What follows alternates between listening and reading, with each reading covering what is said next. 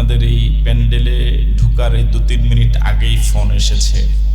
আমার আব্বার শারীরিক খুব জটিল অবস্থার, তো এখনই বাড়িতে রওনা হওয়া দরকার। এখন থেকে 1 ঘন্টার উপরে লাগবে বাড়িতে যেতে, 1.5 ঘন্টার মতো। তো আমি প্রথমে দুঃখ প্রকাশ করছি, আমি আপনাদের প্রোগ্রামের সময় যেভাবে দেওয়ার এভাবে দিতে পারি নাই।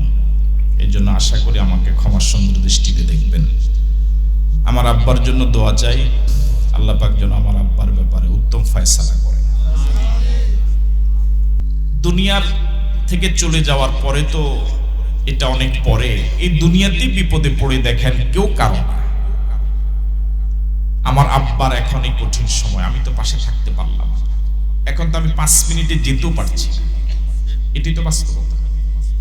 এই জন্য আমার আপনার আপনজন যিনি, তিনি আমার আপনার স্রষ্টা আল্লাহ। আমার আপনার আপনজন যিনি, তিনি আমার আপনার নবী মুহাম্মদুর রাসূলুল্লাহ। আমরা দুনিয়ার সব ভুলে গেলেও আমরা যেন আল্লাহকে ভুলে না যাই, আমরা যেন আমাদের নবীকে ভুলে না যাই।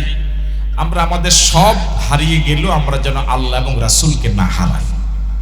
এই জন্য আমি আপনাদের দেশগাঁওবাসীর কাছে আর কথা লম্বা না করে সর্বশেষ বিনয়ের সাথে আরজ করতে চাই, নামাজ, নামাজ এবং নামাজ।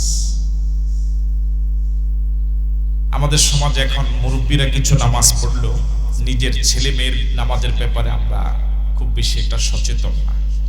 আমার অনুরোধ থাকবে, নিজের পরিবারটাকে একটা নামাজি পরিবার বানান। আপনি সিদ্ধান্ত নেন আপনার পরিবারের কোনো সদস্য যেন বেনামাজি না থাকে। আপনার ছেলে মেয়ে স্ত্রী পরিবার পরিজনে যা আছে, আপনি সিদ্ধান্ত নেন যে আমার পরিবারে থাকতে হলে নামাজ পড়াই লাগবে, আমার পরিবারের সদস্য হতে হলে আল্লাহ এবং নবীকে ভালোবাসতেই হবে, নবীর আদর্শ মেনে চলতে হবে। আপনি গোটা রাষ্ট্রটাকে তো ইসলাম বানানোর, ইসলামাইজ করার দায়িত্ব আপনার থাকলেও আপনি পারবেন না, আপনি শুধু সমর্থন করতে পারবেন। কিন্তু নিজের পরিবারটাকে তো নবীর আদর্শ অনুযায়ী সাজাবার দায়িত্ব আপনার আছে না? এতে তো আপনি সক্ষম। আল্লাহ আমাদের সকলকে নবীর সত্যিকারে ওয়ারিস হিসাবে, আশিক হিসাবে কবুল করুন, বলি আমিন।